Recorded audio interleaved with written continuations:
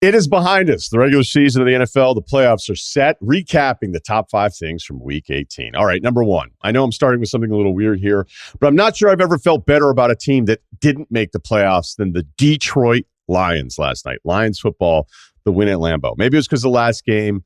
I'll admit even at one point I was like, wait, they're still not, they're eliminated. And it didn't feel that way. It was the weirdest feeling. It was like a team battling for a thing that they weren't eligible for.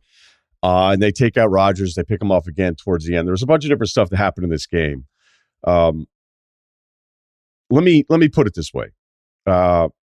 Detroit, everybody's going to like them next year, right? So remember this now. Everyone's going to like them. Maybe they'll like them a little too much. We'll see what that over-under is.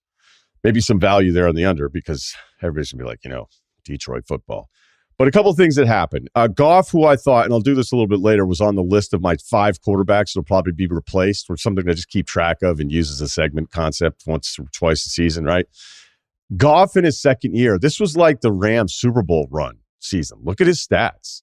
He's a completely different guy this season and goes from somebody that, again, I would pencil in of being like one of the 5 quarterbacks that's likely going to get replaced to like he's good. And they have these 2 picks. They've got picks number 6. They've got picks number 18. And before, there was a time there you thought it could have been even higher from that Rams pick and the Stafford deal the whole time. But the Rams ended up winning a couple games there towards the end. You would have thought those picks would be packaged or something to go ahead and bring in another quarterback. I don't think they need to with Goff. Again, his numbers match pretty much what they did the year he took the Rams to the Super Bowl. So that's a win.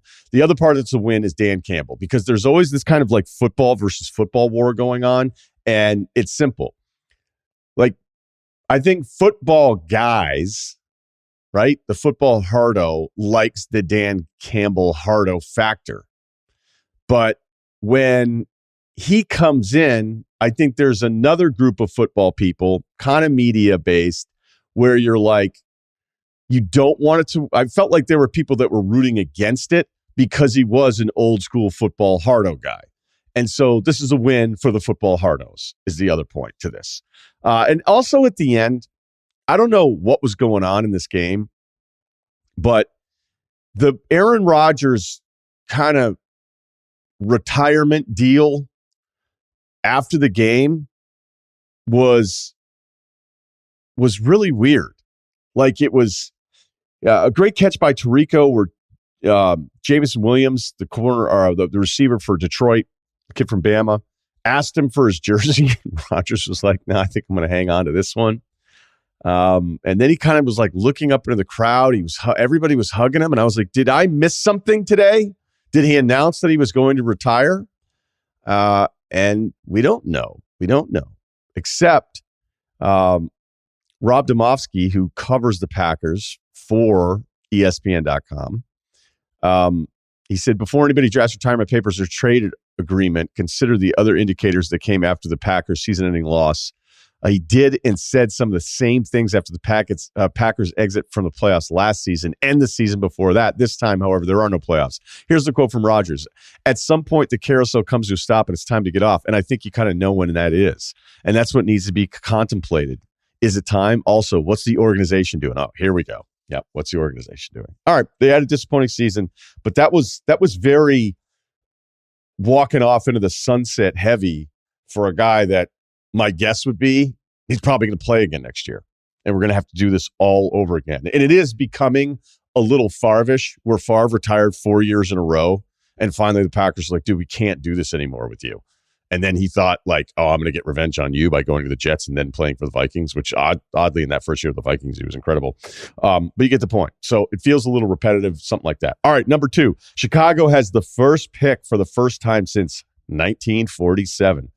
I talked about the quarterbacks that I thought could change out. And weirdly, the list got shorter and shorter, and now I think it's long again. The Jets may already have the quarterback if they switch it out from Wilson in Mike White.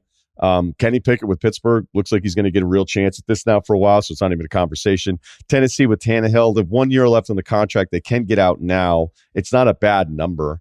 I would think they would probably just want to bring him back and not worry about it, even if he looked like a completely different guy, at least statistically. But that's something we've always talked about with Tannehill on this podcast, is that statistically, I'd be like, dude, is he that good? Because some of the stats were incredible. And I don't know that he was ever that kind of guy, even if the numbers would tell a different story.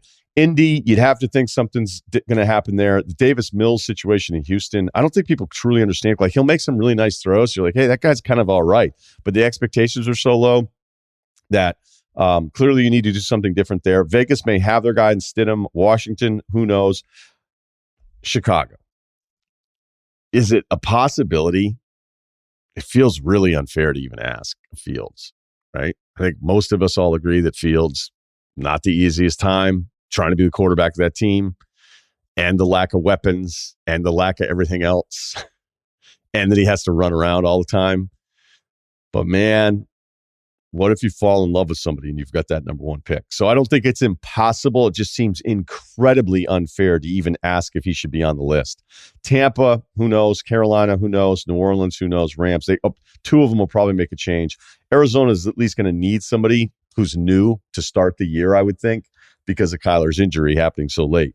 So if there's a list here of week one guarantees for new starters, it's Indy, it's Houston, it's Washington, Carolina, New Orleans. I don't think I can even put the Rams there because we don't know yet. All right, number 3, Dak in Dallas, staying with the quarterback theme. He's going to play for 15 years. And, I'll be doing this however long I'm doing it. And I still won't know what to say about Dak Prescott. Is he good or is he really good? Because honestly, there's games like yesterday. That was the second worst offensive game for the Dallas Cowboys since 2000. He had the Houston game where he had a couple throws, decisions in there, and be like, wait, what are you doing? Like, why are you doing this? This isn't what you're supposed to do. Even if you don't love him, this was like, this guy's going to lose his job type decisions, which of course he's not going to do. I don't know that the Jacksonville game, people can make that pick out to be on him. The thing got kind of tipped towards someone else, even if there was a bad throw in there, I think 2 possessions prior that didn't make a ton of sense. So yesterday, he was 14 of 37, 128, 1 touchdown, 1 pick, but a 14.8 QBR. Easily the worst game of his season. They're going to be at Tampa next weekend for Monday Night Football in the playoffs. And I don't know, man, maybe it's because Tampa, and we look at them as a losing team hosting a playoff game, which I don't think should happen. I think once that happens, it should just flip and be the other way around. You can win the division, you can get to the playoffs, but if you have a losing record, you shouldn't be able to host a playoff game. Whatever, it's not that big of a deal. The world will continue to operate. But with Dak, man, every season I struggle with like where he actually is. And I think he's a guy who's good, who's capable of being really good, but he's never going to be consistent enough to stay in that flirtation with that top tier of those 5 or 6 guys. And again, nobody was really trying to push him up there this year anyway, I don't think. But man, was that awful. It was just awful. All right. So number 4, the biggest surprises. There are 2 individually. Geno Smith, playoffs, Pro Bowl, all post Russell Wilson. That is not quite Brady's revenge on New England, winning a Super Bowl immediately. It's going to be tough to top that. Geno would still have some work to do. I can't imagine how happy the smirks, the shit talking, if we were hanging out in the honesty room here with Geno and Carroll and the other times that we've heard like some slight flirtations with them dogging Russell Wilson. But to have Wilson's season go like that, and for this group to do what they're doing and to go to the playoffs with one of the better offenses in the league, granted, they don't beat a lot of the good teams. It doesn't matter. Like, that's huge. The other one is Daniel Jones, someone whose 5th-year contract was declined, all right? And he's going to get another contract now. And if you look at the year-to-year change for EPA, I'm looking at Sando's piece here from The Athletic, the overall improvement from last year, Jacksonville, actually pretty amazing here. A touchdown better in offense, touchdown better in defense, 1.3 points better on special teams, 15 points overall. What they improved from last year to this year with the free agent signings, Peterson not having Urban Meyer, they're over 2 touchdowns improvement from where they were last year. The number 1 offense, though, is actually the Giants. 10 points better. 10 points better than where they were at last season. So the Daniel Jones storyline of what he may end up becoming here, that might be the bigger surprise than even Geno. All right, number 5, the last one here. The NFC quarterbacks, This kind of puts it on Hurts. I know he just got back. I know he didn't look great. He's missed a couple games. This has to be one of the worst collections of quarterbacks to ever represent an entire conference in NFL playoff history, right? So now if we just sat here complimenting Daniel Jones and Geno Smith, still, it's Dak, it's Geno, it's Daniel Jones, it's Brady, which now feels a little disrespectful to have Brady in this group, but all right. Then Kirk Cousins, then Brock Purdy, and then Jalen Hurts. Philly has to get out of the NFC.